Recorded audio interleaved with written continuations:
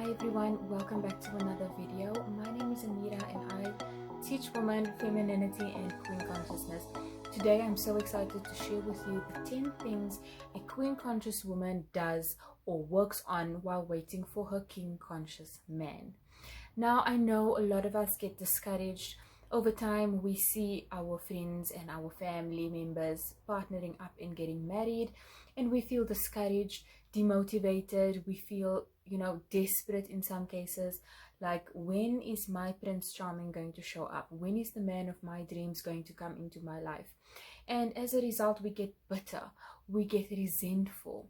Okay, we feel like we're just not getting there. No one is showing up, no one is noticing us, and at a later stage we actually begin to settle for less than we deserve. We settle for anything we can get just because we don't want to be alone. But I want to share with you today the 10 things that you can work on while you are waiting for your king conscious man to show up. And besides just these 10 things I'm going to share with you today, you should also consider your emotional well-being, your physical well-being, your mental well-being, your financial situation, okay, your goals, your dreams. Where does all of those things stand in your life before you consider wanting a relationship, before you give up hope and just wish and pray a man would fall in your lap? There are things that you need to be working on yourself to prepare for that. Because if you are expecting a high value king conscious man to show up in your life, you need to be ready. You need to be a high value queen conscious woman so that he can recognize you, and also so that you can fit together as a pair. A high value man is not going to go for a low value woman, and as a high value woman you should not be settling for a low value man. Okay, so let's begin by clearing up certain things. Firstly, we are not resentful of men. We don't hate men. We don't bash men. We don't think they are the scum of the earth. In fact, we love men. We appreciate them. We appreciate the value that they add into our lives. Okay, and as a result, we want to attract a high value masculine man who is king conscious into our lives. Okay, that is what this is all about. This is why we are on a journey to becoming the best versions of ourselves, to being queen conscious women that are high value, so that we can find a partner who is complementary to that. It's not the only reason, obviously, but one of the reasons is because we want to be high value so that we can attract other high value things and people into our lives, including a relationship. So we are not desperate women. We are not desperate for any man we can get. We are not pick-me women with a pick-me mentality. We are not low-value women. We know what we deserve. We are queens. We know what we deserve. We know what we want, and we will not settle for less than. Also, before you get into any relationship, you need to know who you are. You cannot be half of a whole if you don't even know which half you are, firstly. Secondly, you cannot be in a relationship if you are not a full, whole, complete person on your own. If you are still depending on someone else to give you an identity, to give you money, to give you self-esteem and self-worth, then you are definitely not in a place that you should be looking for a relationship. Okay, because you should have that cultivated within you already. You should be a high value queen conscious woman if you are looking for somebody who is also high value. You cannot expect him to lift you up, to give you self-esteem, to give you self-worth, to give you a sense of purpose. You should have all of those things already. Also, if you want to be single, there's nothing wrong with that. There is absolutely nothing wrong with wanting to be single. Also, it's important to understand that a relationship is not something that you can control 100%. You can only control your actions and your role. And you need to let go of the things you don't have control over. There's nothing you can do if your partner is not doing his piece or his share or his part in the relationship. Okay? So you need to seriously consider that and remember that the best you can do is your part. and you cannot control what he does or what he doesn't do. The first thing you need to work on while waiting for your King Conscious Man is your life goals and your personal growth. So make a list of all of the things you want to accomplish in your life. That can be educational goals, career goals, whatever it is. A big long list of all of the things you want to accomplish in your life, and seriously evaluate and consider, are you on track to achieving those goals? Where do you stand in terms of achieving those goals? What do you still need to do or accomplish? How are you going to go about doing or accomplishing those things? The second thing you need to work on is your health and fitness.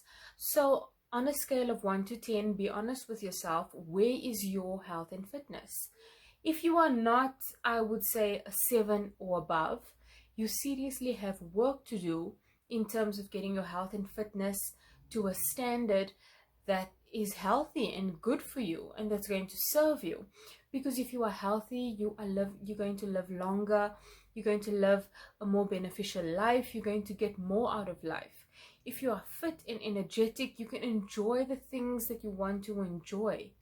Okay, you're not going to be sick all the time or tired or having aches and pains and all of these things that we struggle with when we are not fit and healthy. Next thing you need to work on while waiting for your King Conscious Man is your emotional and mental well-being. This is extremely important because you need to be emotionally and mentally fit.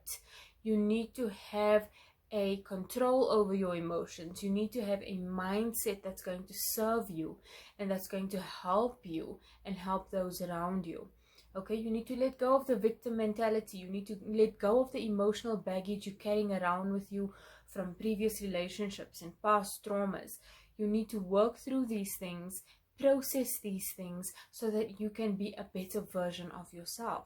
The next thing you need to work on is your spirituality. Whether you believe in God or whatever it is, whatever that you believe in, you need to work on that. Now, I didn't say religion, I said spirituality. And I don't want to get into that right now. I don't want to offend or trigger anybody right now. So I'm just going to say work on your spirituality, whatever that means for you.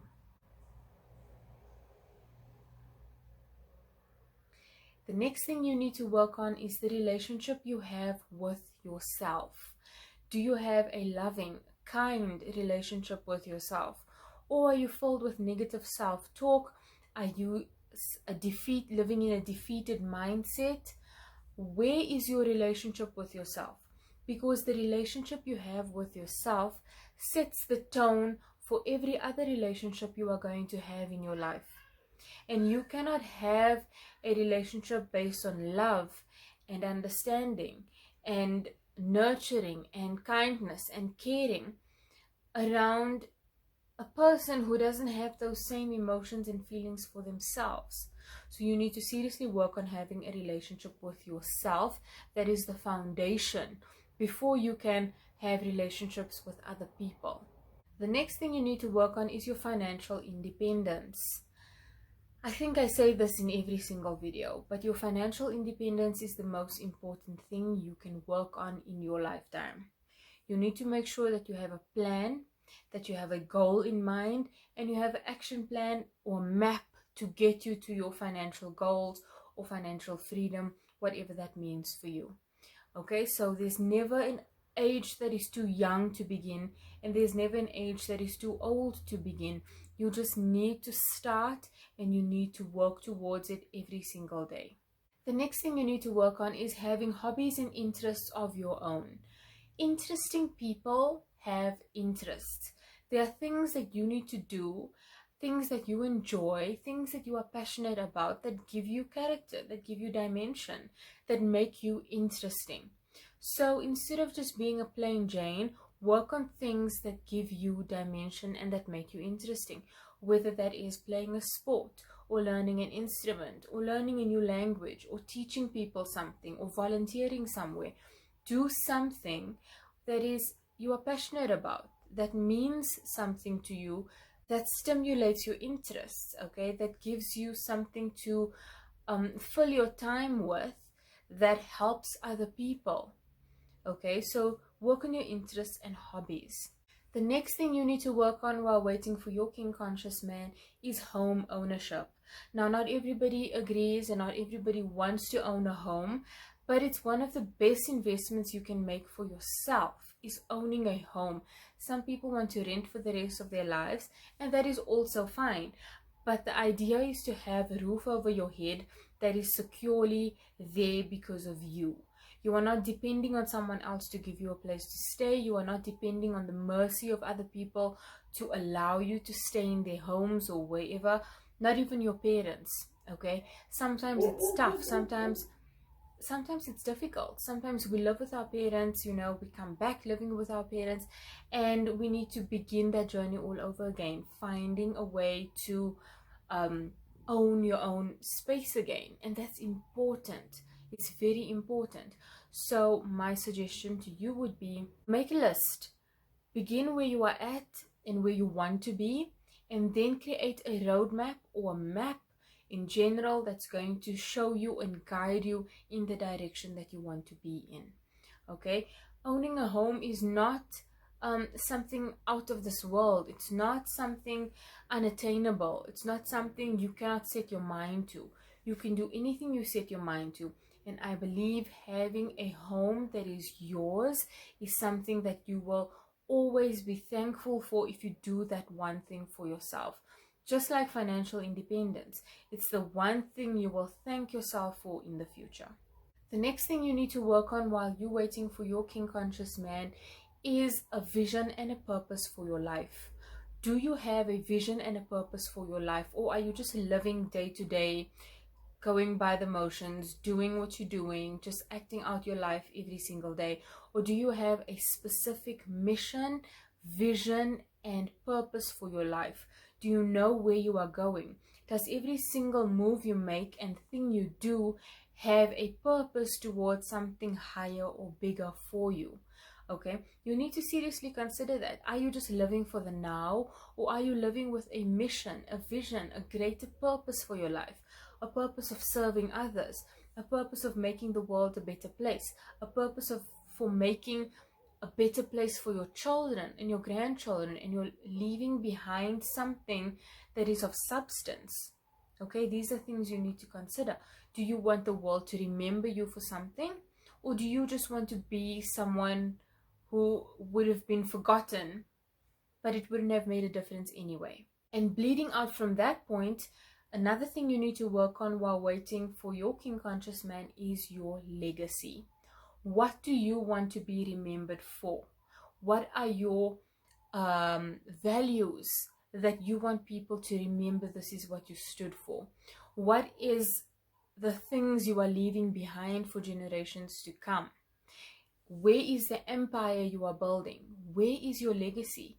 What is your legacy? You need to get clear about what it is you want to achieve in life and what it is that you want to use your talents and gifts for to serve to the world, and you need to do it. You need to get on your purpose and fulfill.